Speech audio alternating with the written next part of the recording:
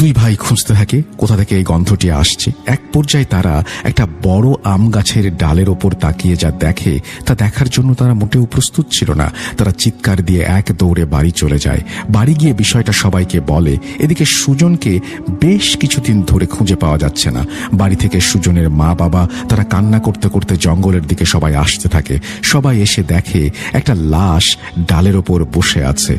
মাথা পচে গেছে, সাদা সাদা পোকা কিলবিল করছে এবং পা দিয়েও তখন কেমন যেন তৈলাক্ত কিছু পড়ছে। সবাই নিশ্চিত হয় এটাই সুজনের লাশ, কারণ সেদিন বাড়ি থেকে বের হয়ে যাওয়ার সময় যে ওড়না নিয়ে বের হয়েছিল সেই ওড়নাটা তার গলায় পেঁচানো ছিল।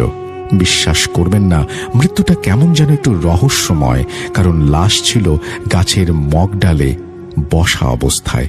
তার গলার ওড়নাটা একদম ঢিলে ছিল।